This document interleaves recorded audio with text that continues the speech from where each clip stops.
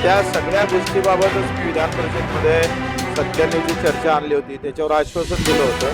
तर मंत्री महोदय गंभीर नाही, पुन्हा सत्तेत राहून आंदोलन करायची वेळ येऊ नये एवढं म्हणणार.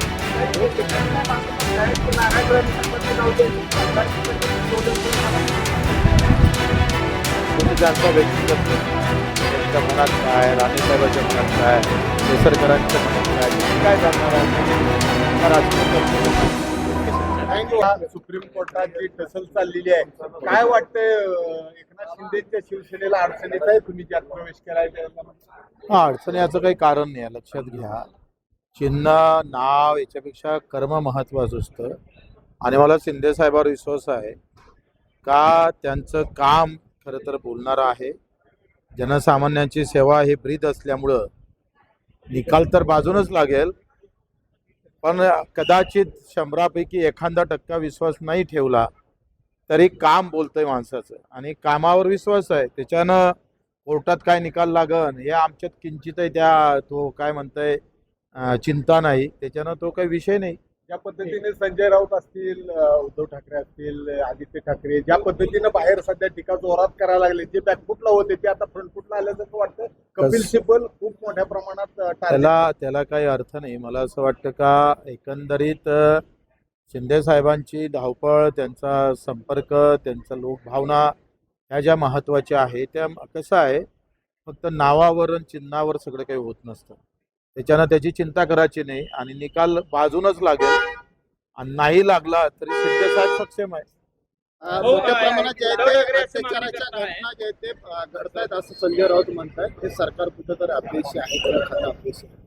मला वाटतं काही गोष्टी बाबतीत चिंतन मंथन होणं गरजेचं आहे.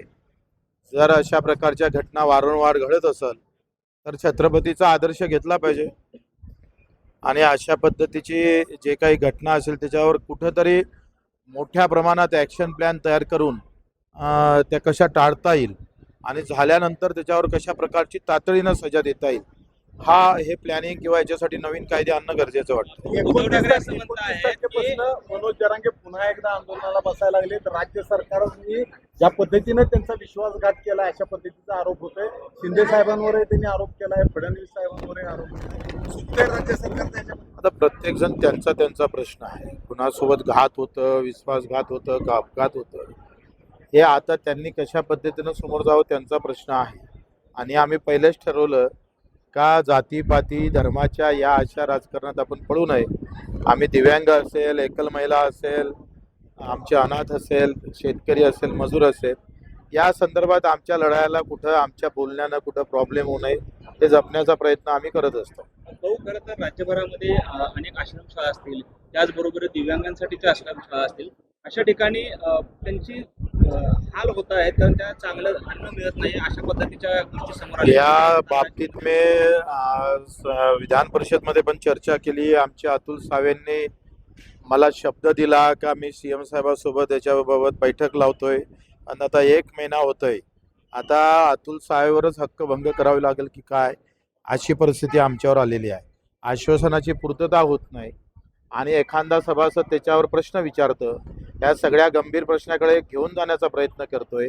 तर जातीपाती धर्माच्या भानगडीमध्ये अशा महत्त्वाच्या घटनेकडे दुर्लक्ष होता कामा नये. म्हणून तुमच्या माध्यमातून अतुल सावेंना पुन्हा विनंती आहे, जे दिव्यांगाचे मंत्री आहे, अशा प्रकारच्या रोज घटना दिसत आहे. वसतिगृह बरोबर नाही, शाळा बरोबर नाही, त्यांचे मानधन बरोबर भेटत नाही. कित्येक दिव्यांगांना 6-6 महिने झाले त्यांना मानधन मिळत नाही. आणि मग अजितदादा असताना ते म्हणत होते का मला अधिवेशनात आश्वासन दिलं होतं 5 तारखेच्या आत जर मानधन झालं नाही तर मी वित्त सचिवाचं मानधन करणार नाही. आता अजितदादा गेले, शब्दही गेला. आता पुन्हा शब्द देणाऱ्या मंत्र्याचं आम्ही कॅमेरा लावून बघतोय कुणी भेटतं का असं. आठवण कमी भासते याच्यामध्ये सगळ्यात. या बाबतीत तसं बाणेदार माणूस होता. हो, दुसरीकडे असं आहे, उद्धव ठाकरे आणि त्यांच्या जर का समजा धनुष्यबाण चिन्ह जे आहे ते एकतर आम्हाला द्या, नाहीतर ते गोठवा, कुठेतरी वडिलांचं चिन्ह किंवा वडिलांच्या पक्षाचं चिन्ह गोठवण्याची भाषा कितपत योग्य आहे उद्धव ठाकरेंनी? कसं ते खाजगी नाही आहे, लक्षात घ्या. कुठलंही संघटन एका माणसाच्या परिवारापुरतं सीमित राहत नाही. त्याच्यात सगळ्यांच्या हातभार असतो, प्रत्येकाचं बलिदान असतं, त्याचा त्याग असतं. या सगळ्या गोष्टी लक्षात घ्याव्या. मला वाटते उद्धव साहेबांना ते कळत असेल, त्याच्यामुळं त्यांचं हे बोलणं मला तर संयुक्तिक वाटत नाही. गोठवल्यानंतर शिवसेना आहे ती शिवसेना प्रहारमध्ये मर्ज करा अशा पद्धतीचा प्रहारमध्ये मर्ज करायची वेळच येणार नाही. शिवसेना कायम राहील, शिंदे साहेबांचा धनुष्यबाणही कायम राहील, त्याच्यावरचा वाघही कायम राहील आणि त्याच्यातले वाघही कायम राहील. हो, दिव्यांग प्रमाणपत्रावर राज्यातील अनेक